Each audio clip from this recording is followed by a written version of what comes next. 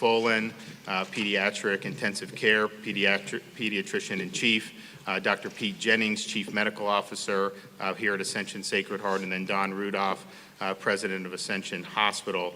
So we really appreciate you guys coming. I'm going to give an update on what we're doing, what's going on in Florida, and then we will have a little discussion about some of the things they're seeing here in Northwest Florida, and I think that they'll offer some pretty interesting insights. So we look forward to doing that.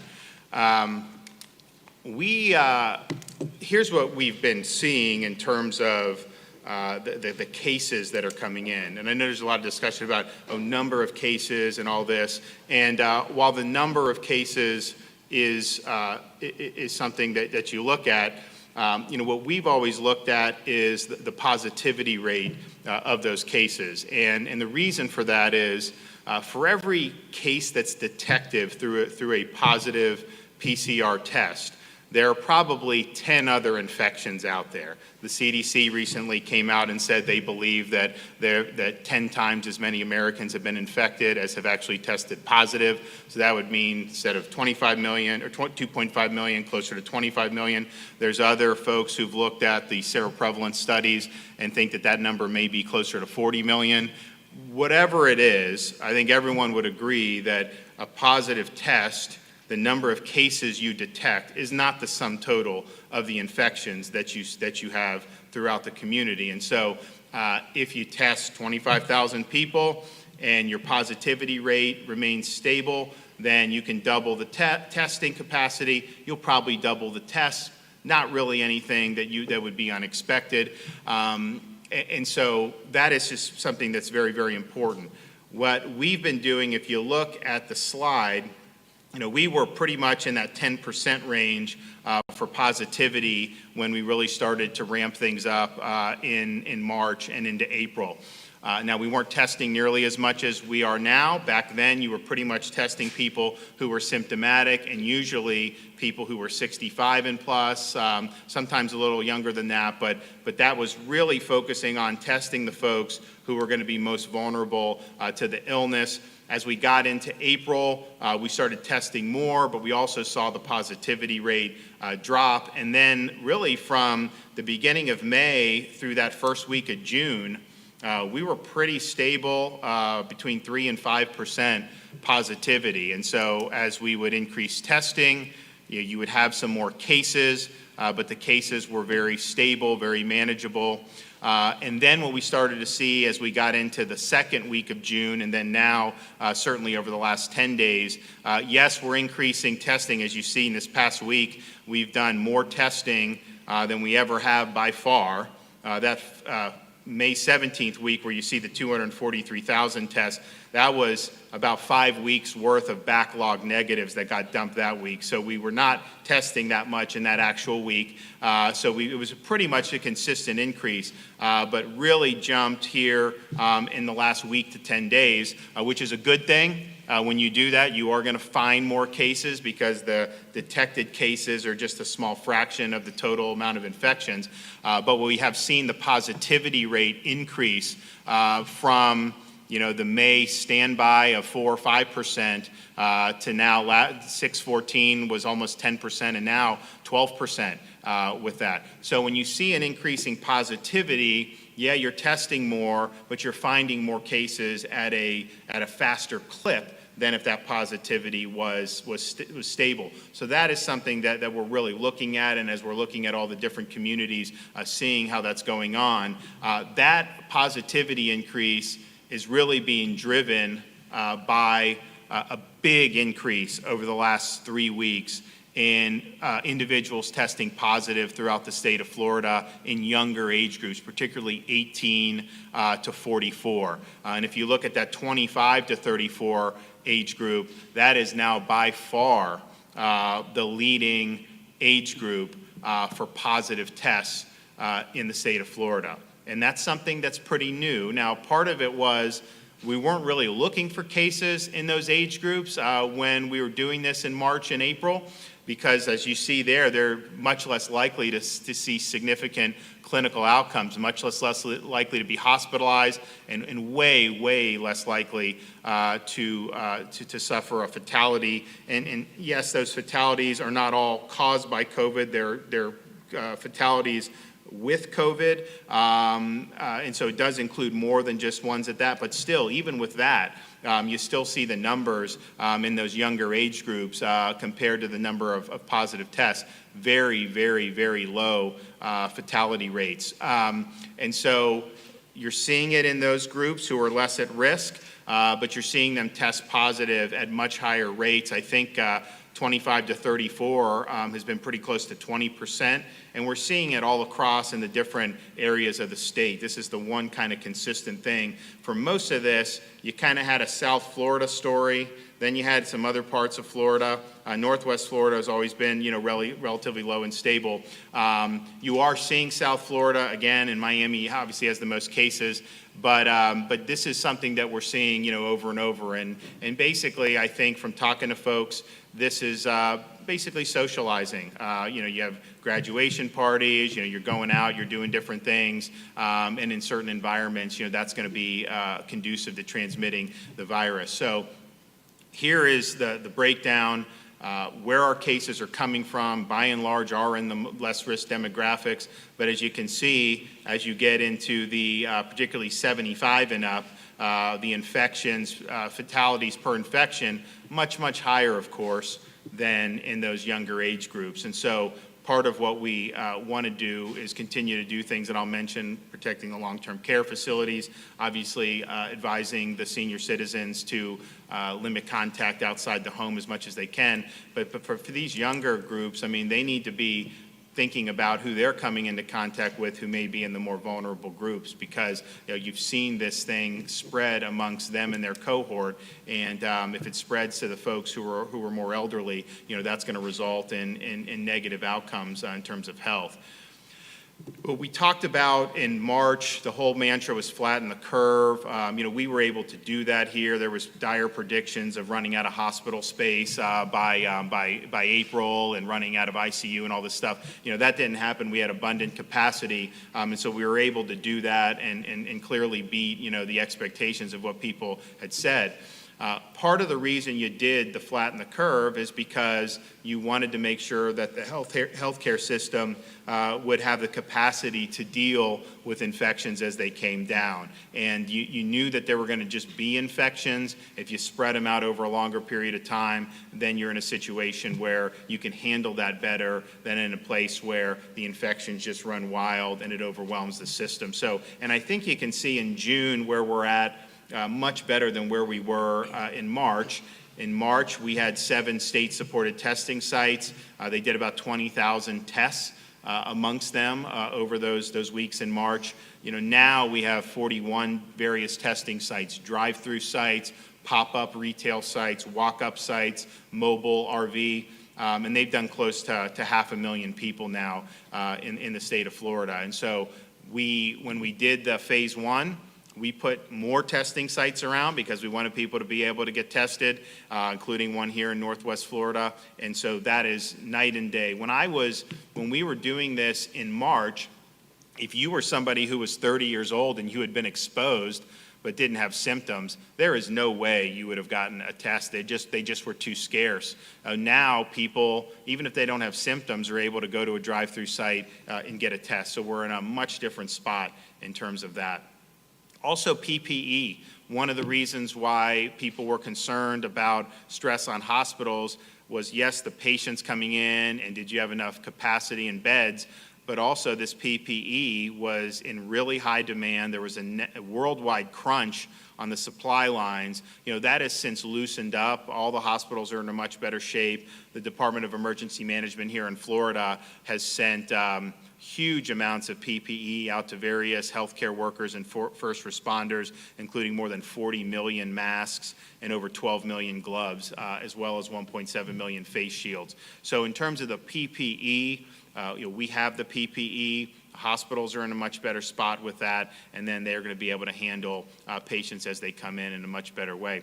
Also, some of the treatments we now see in COVID-19 recently, things like convalescent plasma, the remdesivir that we helped get down from the federal government, sent to all the hospitals, and then other types of therapies, whereas before it was try to put as many people on ventilators as you could. Now you have other ways. I think the physicians have really learned a lot, and then you're also in a situation where, we just have way fewer people, that need the mechanical ventilation now, as opposed to in March and early April, which is a really, really good thing. So learning about the virus, learning about the disease, and I think the folks throughout the state of Florida and the medical profession have really done a good job. And then we're also in much better shape with our long-term care facilities. Now, we did recognize this very early as something that was potentially a weak spot in terms of having a lot of vulnerable residents there to this virus. So we acted very early, working with the long-term care facilities, making sure that they were screening their staffs, banning visitors, and then banning hospitals from sending COVID-positive patients back into long-term care facilities early on in the pandemic, requiring mask and PPE of the staff who are going to interact with the residents and the state of Florida, because look, a lot of these facilities were just not necessarily prepared for this. The state of Florida has sent more than 10 million masks just to long-term care facilities. I think over 500,000 face shields just to long-term care facilities. And so this was something that was a vulnerability, and we wanted to do all we could to help protect those residents. We also started something in April and have now really expanded it, having COVID-dedicated skilled nursing facilities, so that if you have an outbreak at a nursing home and you're not able to properly isolate the patient, maybe that patient doesn't need hospitalization in terms of their level of acuity, but they do need to be isolated. And so you now have these dedicated facilities. There's one right here in Pensacola. We have them in different parts of the state where these folks can be transferred so that they're not spreading the infection in their nursing home. And that is really something that we didn't have available in March. We now have a lot of that available throughout the state. We've also now, anytime you have a resident of a long-term care facility in a hospital, regardless of whether it's for COVID, they need to be tested regardless of their symptoms before they're discharged back to the long-term care facility, because we're concerned about somebody maybe being asymptomatic and then bringing it back and then spreading it amongst vulnerable residents. Now we went through, I had the National Guard and these strike teams going to nursing homes, testing the residents, testing the staff. It took us, because we have over 4,000 facilities in the state of Florida, so it took us about 2 months to get through all of that.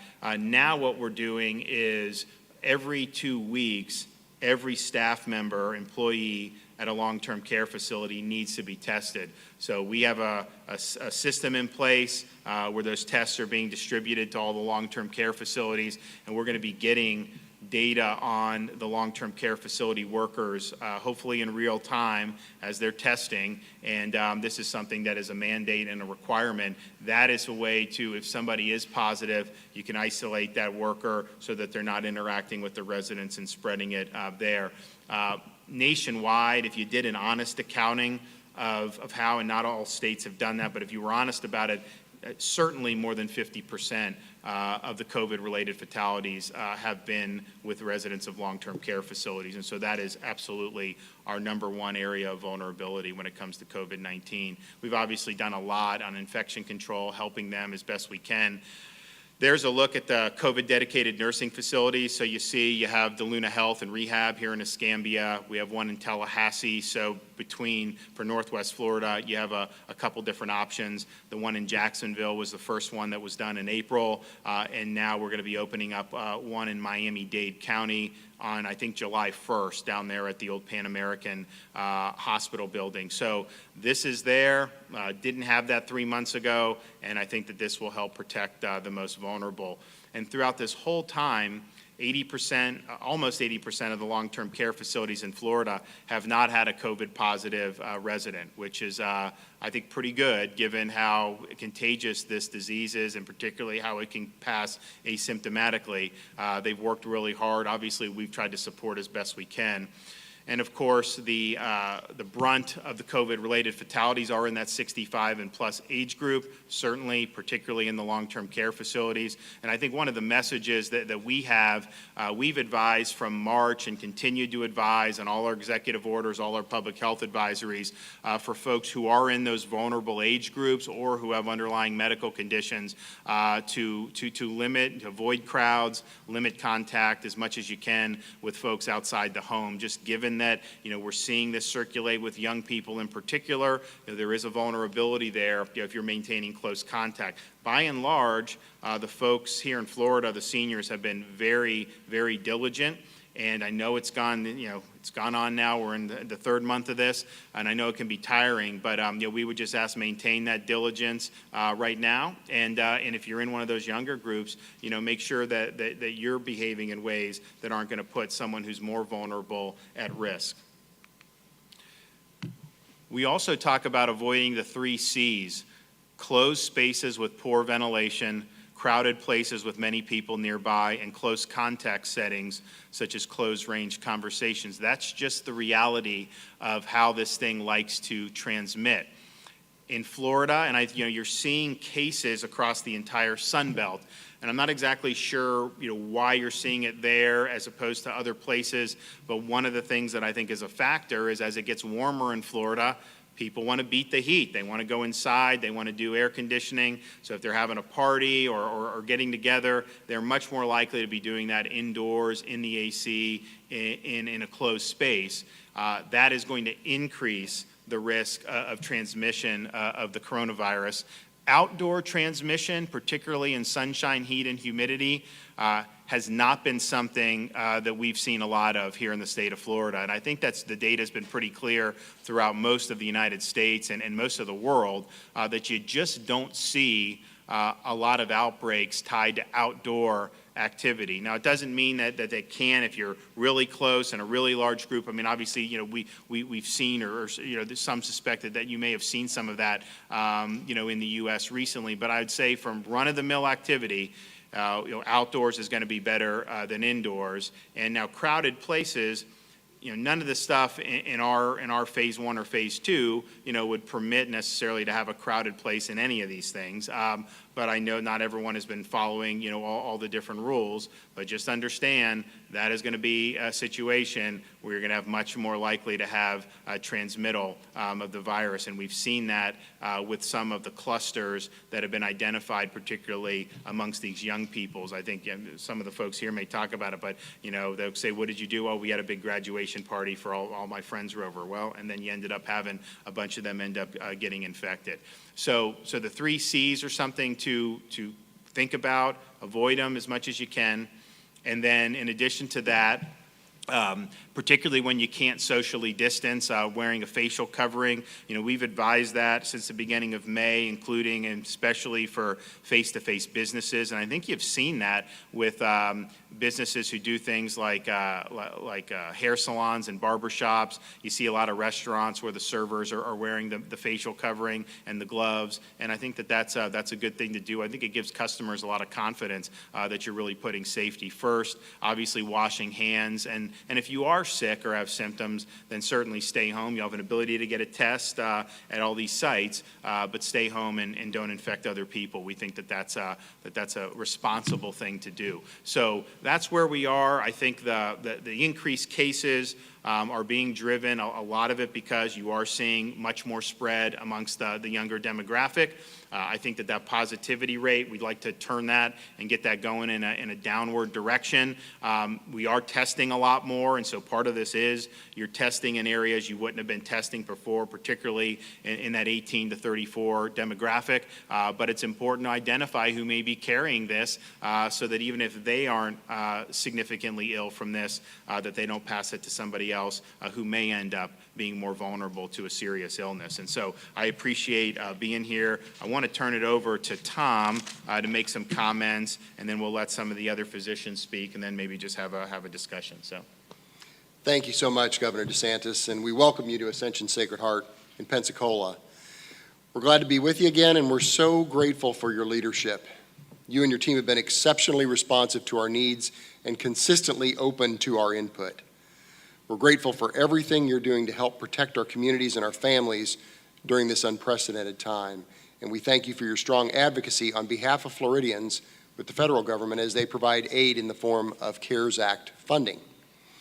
And I really want to take this opportunity to recognize and celebrate our caregivers and our physicians, our associates, and our leadership team across Ascension, Florida and Gulf Coast, including those right here at Ascension Sacred Heart, Pensacola.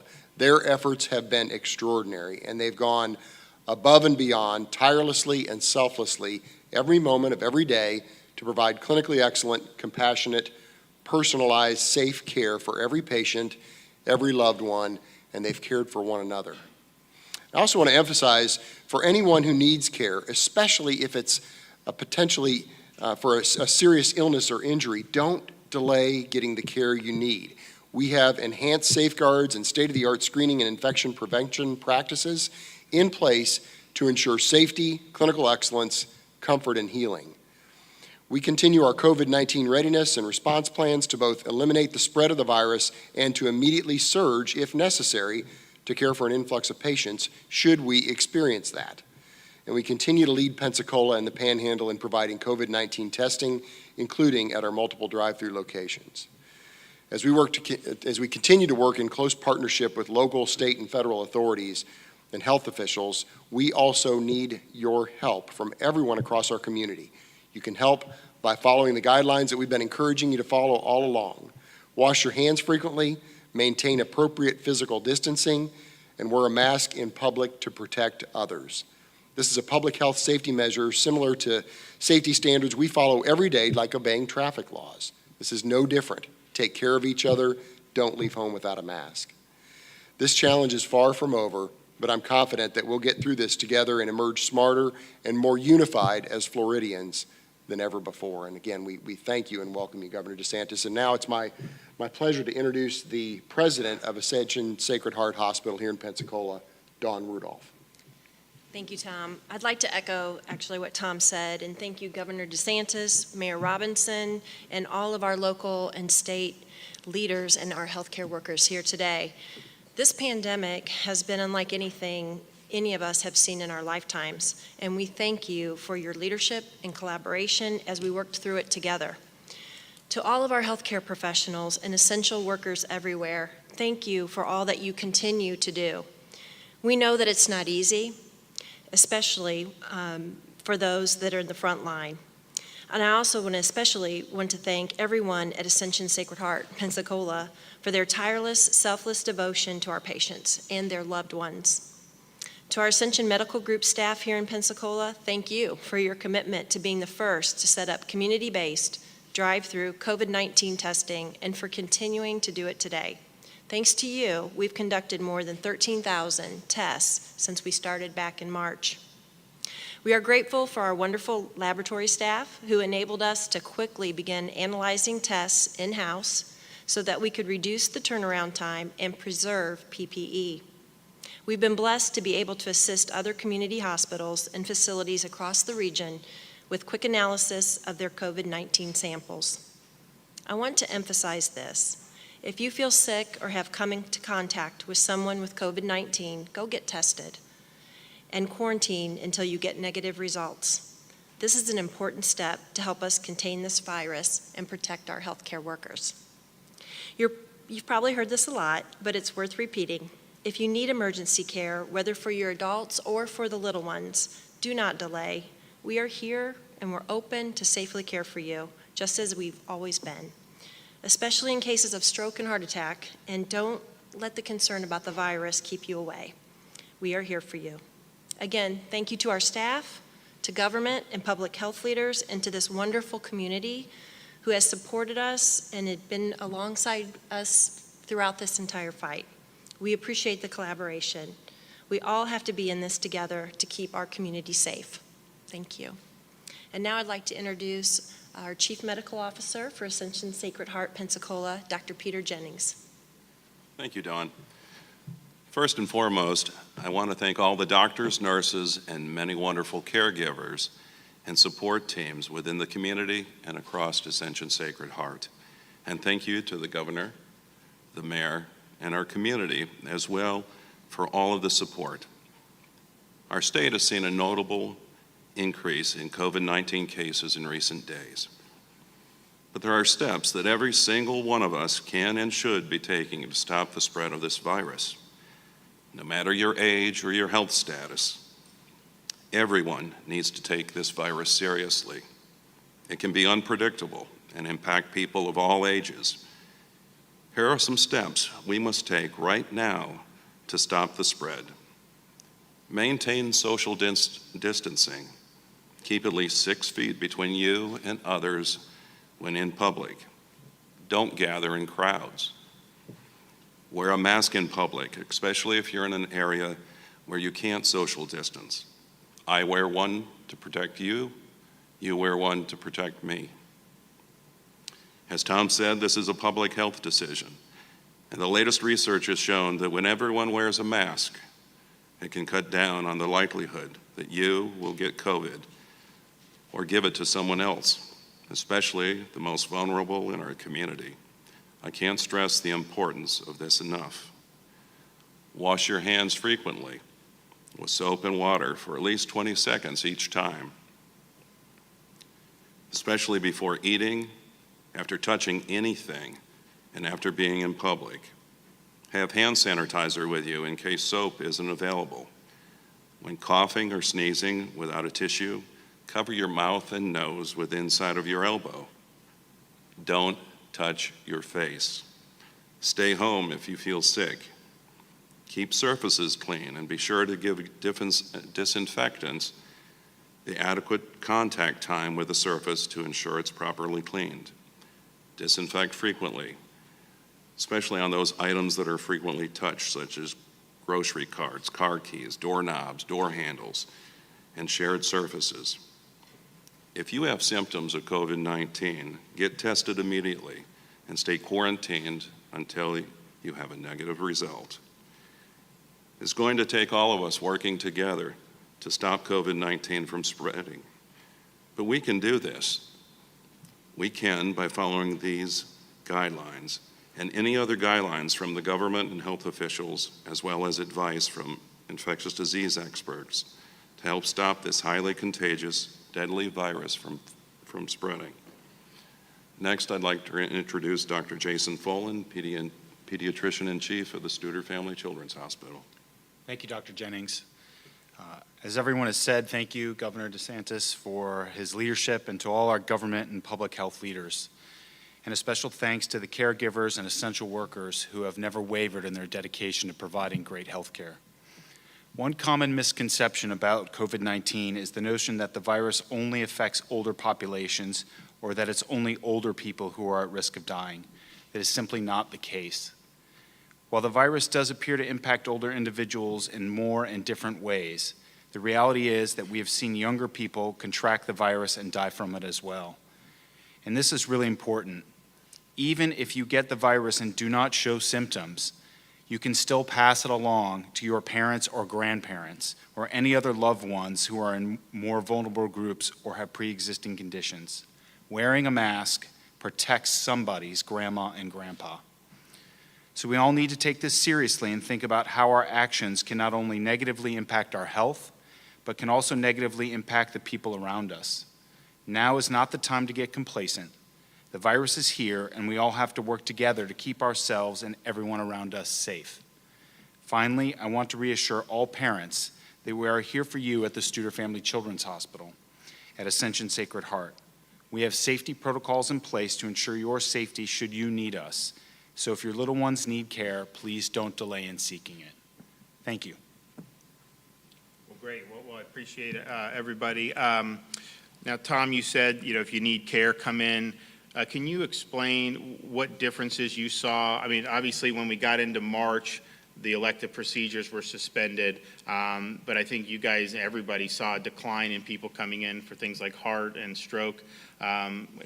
Describe that, and have you seen it rebound back to normal levels? Most definitely. So we really saw numbers, and most hospitals did, saw numbers in the emergency departments drop pretty significantly. And folks that really needed to access care emergently were deferring or electing not to, or ignoring, or wanting, out of respect for the busyness of the hospital, wanting to stay away and let them sort of deal with COVID-19. And many of those folks suffered very serious health outcomes as a result of that. And so too with folks with mental and behavioral health needs that were deferring care that they needed. And we saw, an increase in untoward events with individuals with mental health issues. And so that is one of our key messages. If you need care, we're here for you, and you need to get the care you need as soon as possible so the illness or the disease does not progress further. And we are seeing a rebound in volumes through our emergency departments. We are seeing folks begin to come back. We're still, of all the areas of the hospital, the emergency department is the one that we still have not seen volumes really fully return to pre-COVID levels, but it looks like folks are getting more comfortable and having more confidence that their health system can keep them safe throughout their care. And that is the message that we want. We are here. We can take great care of you. The last thing you need is to delay care that you need to get urgently. As Dawn said, if you're having symptoms of chest pain, the worst headache that you've ever had, shortness of breath, those types of things really need treatment urgently. And we're here for you, and we want you to come get the care you need. I think in March and April, some of the reason people didn't come is because they were worried that they would catch the virus in the hospital and then obviously suffer negative consequences as a result of that. But then there were also other people that thought, well, the hospitals don't have any room, because there was a lot of that in the media at the time about hospitals being overwhelmed. So I think they just said, look, I have something, but I'm just going to wait because I don't want to impinge or use up any resources. But you guys have capacity, and so the message is, you can treat all comers, COVID and non-COVID, correct? Absolutely correct. We will keep you safe throughout the course of your care, and we have plenty of room. We have plenty of capacity, and we're here for you. Great. Dawn, can you talk about some of we were talking about the testing, particularly lately with the younger people, how that's gone, and how that's been driving the numbers, because I know you guys are testing a lot now. Right. In our mobile site testing area, when we started out, we were seeing a little over 100 people a day. And we encouraged people to come even over the weekends, and then we scaled back as we saw the community testing need decline. But then over the past couple of weeks, we've really seen a ramp up in number of tests, to the point where I believe on Friday we got up to about 500 coming through our mobile test site, and had to institute new processes just to get people through, so we weren't backing up on Bayou Boulevard. So it's been young kids at the early of the part of the week, and then as they go home, maybe parents are coming in, and so yes, we've seen families coming together to get tested. And have you seen a lot of families, all like a family unit test Yes. positive, living under the same roof? Is that pretty Exactly common? right. Yes, sir. And the younger kids, are they testing positive at a higher level than the average person coming in maybe 3 or 4 weeks ago? Yes, we've seen a definite change in that. Can you talk about, Dr. Jennings, the acuity? We had talked about the types of patients you were seeing March and April. Now, some of the patients now statewide, a lot of people say they're a little bit milder. Has that been your experience here, and what do you attribute that to?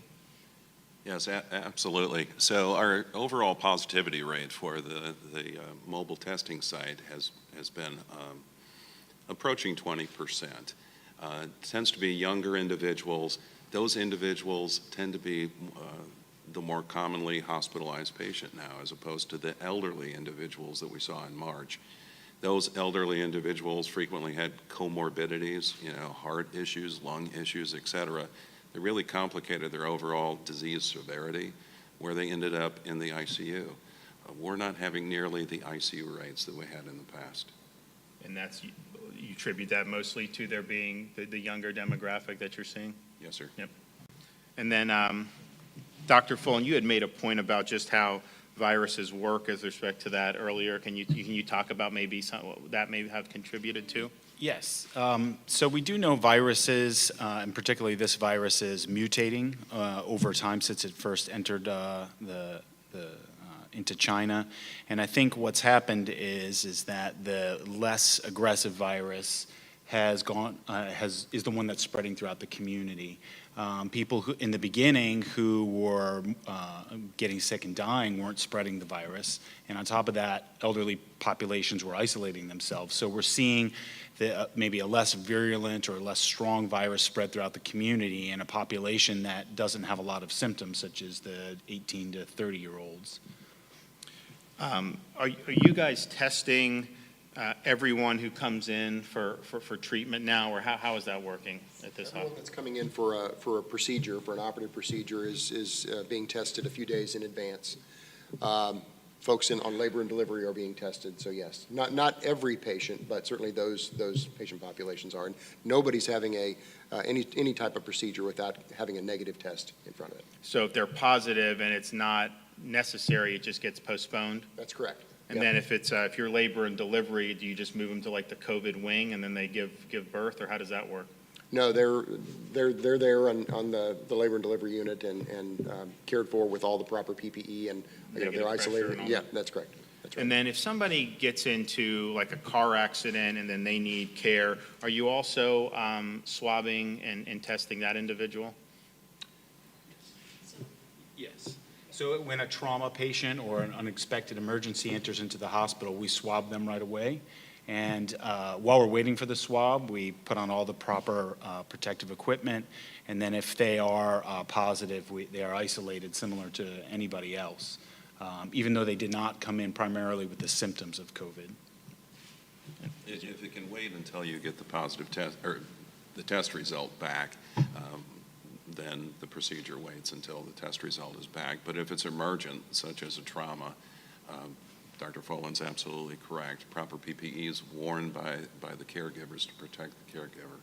And when did you start testing? Because I remember in March, my wife and I were in, she had our daughter was born, and she did not get tested. I mean, I think obviously the testing capacity was a little bit different.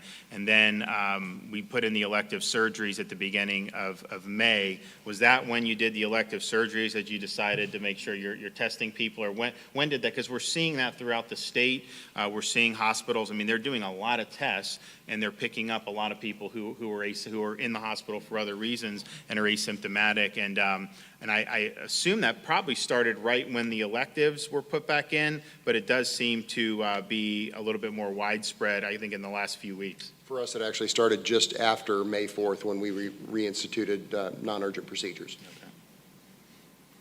What do you have enough testing capacity in the region here, do you think, in Northwest Florida? So I believe we do. I mean, we certainly appreciate all the help with public health. You know, they set up the testing site out at UWF. That's been very helpful. They take all comers. Here at Ascension Sacred Heart, we do a screening process and take symptomatic, so it's a nice ability to work together with that. And, you know, this last week has alerted me that I think we might need to have more test sites in the community, because as we saw our tests ramp up here with symptomatic, I believe they also saw the asymptomatic persons wanting tested. So we'll see what next week brings, but yeah, we did see a change this week. Yeah, no, we've seen huge. I mean, I was going around all throughout May just asking people to go get tested, just because we have all these sites, and it was relatively low traffic. And then as we got into mid-June, then because obviously you started to see more outbreaks, and so then people were really interested in testing. So throughout the state, I mean, we've doubled the capacity of some of the drive-through test sites where they were set up to do 750 or 1,000. Now they're set up to do 1,500 or 2,000 folks going through. And I know there's other folks, there's other places that are going to be doing things. And we have over 40 different sites. The counties all got a lot of money from the CARES Act, and I know some of them are putting more money into having the testing. But we are testing probably twice as many people on all our sites over the last week than we were, throughout all of May. I mean, we had these sites set up really from the beginning of May and added some throughout May, And it was, very steady as she goes, but nothing major. Now you're starting to see more demand. Of course, our sites, you don't have to be symptomatic, so we're getting a lot of folks coming in who believe they may have been exposed or their work wants them to go in, and they are not symptomatic, but then they test positive. Now, obviously, they can develop symptoms depending on, where they are on that road, but many of them are either not symptomatic or simply minimally symptomatic. Any other messages for the community? I mean, one of the things I would just say is that, this has been a very relatively mild issue in Northwest Florida as opposed to a place like Miami-Dade County. But I think it's just important to realize that they have been seeing more people test positive, particularly in that younger demographic. And, if you're in some of those vulnerable groups, maintaining, the proper social distance and limiting contact, is a smart thing. The number one vector that we've seen throughout this is the home, because those are the people that you're in close, sustained contact with. And if you're in a situation where you have multi-generational family housing, that presents risks, particularly if you have an elderly resident of the home. So those are things that I think folks should be thinking about. It seemed like that as we got into kind of the end of May, beginning of June, COVID fell out of the news. People were focusing on a lot of the demonstrations, all these other things, and I think folks just assumed, hey, maybe this is gone. It's not gone. We knew that from the beginning. It's not the way these things work. We were able to flatten the curve. We're in a much better place to be able to deal with this now, but at the same time, it's something that you got to remain vigilant over, and I think you're starting to see that more, but particularly in a place like Northwest Florida that's had that's had less impact from this, you could definitely see more impact, if you're not careful. So, but we appreciate, all you guys and all you're doing. And with that, any questions for me or anybody else? Yes, sir. I have a question. On the new, less aggressive strain of the virus, could you explain a little bit more about that? And then what's the treatment for 30 and 40-year-olds? What's the treatment if they do test positive? So, two questions, right? So the less aggressive strain seems to be a theory that exists, and we need science to really do the studies to back up that theory. So it's just what is circulating in the medical community. So to dive into that a little bit deeper, if you get sick very quickly with an aggressive strain, you're not out in the community or in your room, you're not spreading it. But if you have symptoms much like the common cold, you're spreading it all over the place. And so that's what other viruses, that's how they behave. And so there are similar patterns in this virus and that behavior. And then the second question was again? Treatment. So, well, mostly it's supportive. It's just, staying at home in bed, getting rest, taking care of yourself. Most people don't actually have very bad symptoms. It's just like the common cold, honestly. Yes, ma'am. Yes, Governor, President Trump pulled his Republican National Convention out of Charlotte after some disagreement about social distancing or potential face mask requirements. With Florida's numbers as high as they are now, and you just told people to avoid the 3 C's, close spaces, crowded places, and close contact settings, have you assured the president he can have a convention with thousands of people indoors with no face mask requirements? Well, we always said, look, it's a work in progress. We're going to try to get to yes, but it was never anything where, obviously we're in a dynamic situation, so they know that. And but I think we'll be fine by that time. It's a couple months away, and we look forward to seeing that. Yes, ma'am. You spoke about how the positivity rate is something that you're looking at and how it's been increasing recently then at the start of COVID. Is there a positivity rate you have in mind where you would consider kind of pulling back on some of these openings? Well, no, we're in good shape in terms of what we're doing. Remember, the best testing results we had in Florida throughout the whole pandemic was during our phase 1 reopening. From the beginning of May through that first week of June, and the cases, as I said, are one thing, but we know there's more infections out there. The cases were steady and relatively low for a state our size, but the positivity was low, low, low, low, low. So I don't really view those two as linked. I don't think it was because of the reopening that we had low positivity and low cases. Just like now, I don't think you can say because of May, all of a sudden we're seeing cases now. So I don't necessarily think we knew that there would be more cases as People go about their business. That's just the nature of it. I think most of what we're seeing, and I think that that Don would probably agree, most of the transmission we're seeing is not because people are going to work, it's because they're being social, correct? I would agree with that. Absolutely. So you have social interactions that are really driving it. And look, I get it. I mean, that's a natural thing to want to be doing. I understand that. And it was hard. You didn't hear as much about social distancing over a couple-week period when there's a lot of stuff on TV with big groups. And so from an average person, I say, okay, well, why can't we then go have a get-together? I totally get that, but I think what we've seen is those interactions have led to some increases in cases, which again, for this age group, may mean nothing clinically. And most of these are totally subclinical cases. But at the same time, I think you can do a lot by just doing some of the basic things that we're talking about. And the thing is we've not had a single problem with any institution or business that just followed the guidelines. I mean, if you follow the guidelines, we've been fine. It's only when those have been departed from that you start doing things that are a little bit different. So I think that it's, we're going to continue to watch it, but I think you understand where that's being driven from. I think the data is totally clear. Our median age of new case began in the 60s in March. For most of the pandemic in April and May was in the low 50s. So half the cases were under 50, half the cases were over 50. Now, this week, or else the last 10 days probably, it's been between like 33 and 36 for the median age.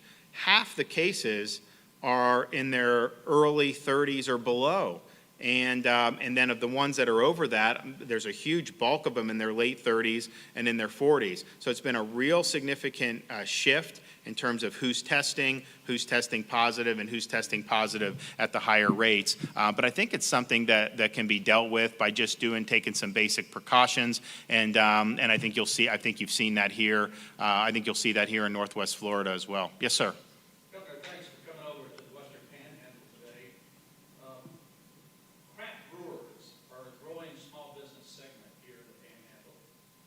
They're saying frequently, the ones we've talked to, that the state has not given them an opportunity to align their operations to the requirements that restaurants serving alcohol have. Many of them have been job creators in the last year and a half, and now they've had to lay people off and close down again. What would you say to the craft brewing industry here in the Western Panhandle and elsewhere? So my view is, we want people to be able to operate in an environment that minimizes risk. And so the guidelines that were put out basically treated those entities similar to a restaurant, where you have limitations on capacity and social distancing enforced inside the establishment. For those entities, unfortunately, there was just widespread noncompliance, and so my agency, is trying to figure out a way forward. But you had so many examples where those guidelines were just tossed aside, and in the instances where we've seen outbreaks tied to establishments like that, it has invariably been because they packed so many people in and created the type of environment that we're trying to avoid. And so when folks have followed the guidelines, you haven't had problems, and I think most of the restaurants have done a really, really good job. Obviously, we've had people out and about the whole time in grocery stores and other things, so we know it can be done safely if you have the proper precautions. Those were situations in which, caution, I think, was thrown to the wind, and so we are where we are on it. But I do think people should be able to operate, but you got to do it in a way that's minimizing risk, and that's a easy example. I think a lot of the testing, when you find the young people, it's like they go to parties, and then some of them do go to some of these establishments. So, we want to minimize that. I think that will be very helpful for us. And again, like for a lot of the younger people, they may be at lower risk, but particularly if they live in multi-generational housing, that's a risk that could be brought home to folks who may not be so lucky. Two more questions, please. Yes, sir. Governor, you said by the time the convention rolls around, that things have been fine. Is that something that will what's on the calendar? Chair? When's the convention? The end of August. 24th and 27th. I mean, if we continue to social distance, wash our hands, and wear a mask, it's reasonable that things could be in a more manageable state. than they are even today. And I think today we're in a very good state.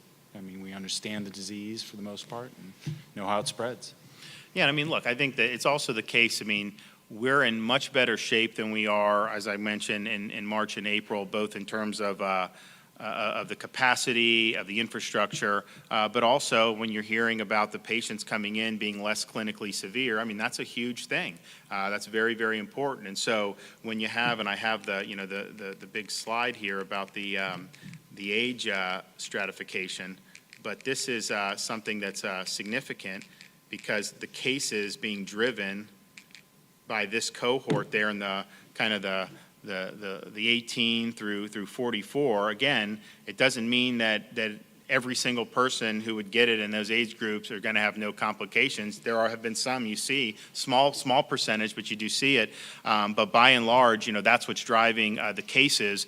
And so in terms of the clinical impacts, I think that what we saw in March and April was probably more severe. Now, we want to see obviously less cases, but there's a lot going on more than just seeing the cases. When you have a virus that is mostly asymptomatic and you have 10 times as many people who have been infected than cases have been recognized, you know, that's just something that, especially as you're testing in those areas, you know, you are going to find more and more folks like that. But you know, look, we did what we needed to do in March and April, flatten the curve. We're now in a place to be able to handle this. But you know, we've still got to continue, you know, to press forward and live everyday life and do all the things that I know a lot of people want to do. So we're going to be focusing on that, obviously, you know, over the next few weeks with dealing with what we're dealing with, and hopefully we're able to get it going in a good direction. Yep. Anyone else? Yes, ma'am.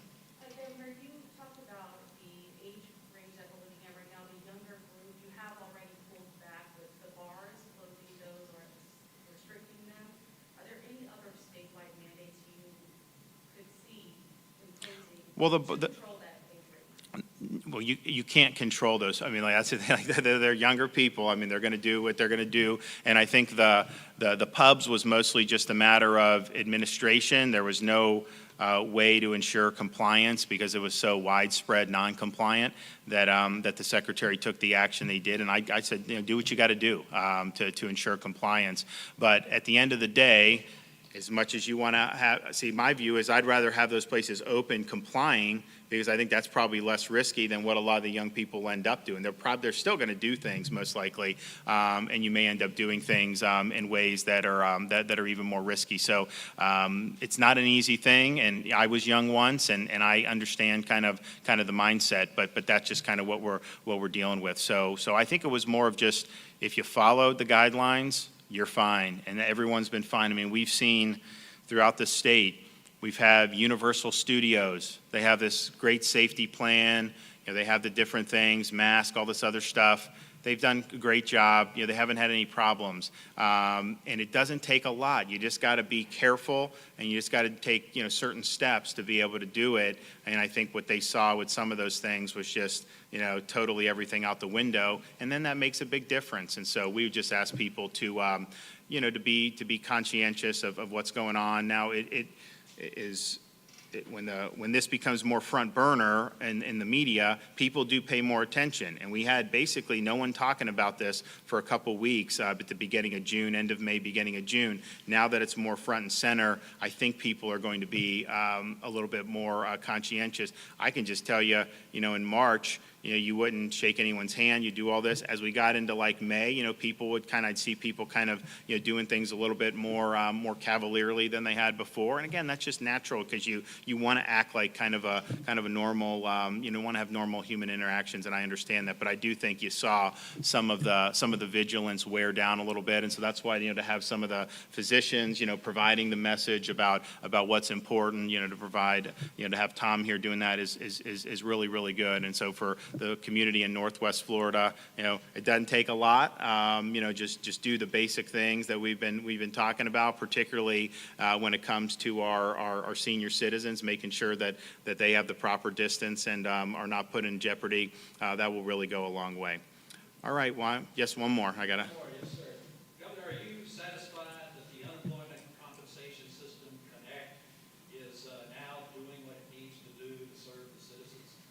So we have now paid out, I think, $7.5 billion. Individual claimants have been about 1.5 million. So if you look at the number of people that have actually been jobless in the jobs report, that's more than that. And I think the reason it's more than that is because the gig workers and the contractors have been eligible for some of the CARES unemployment. So I think that there's been a lot of people paid, a lot of money paid.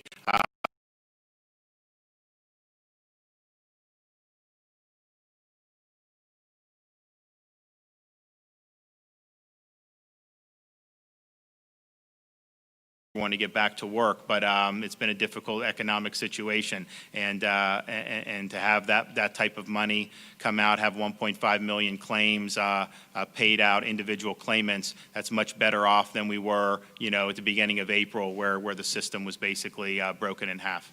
Thank you.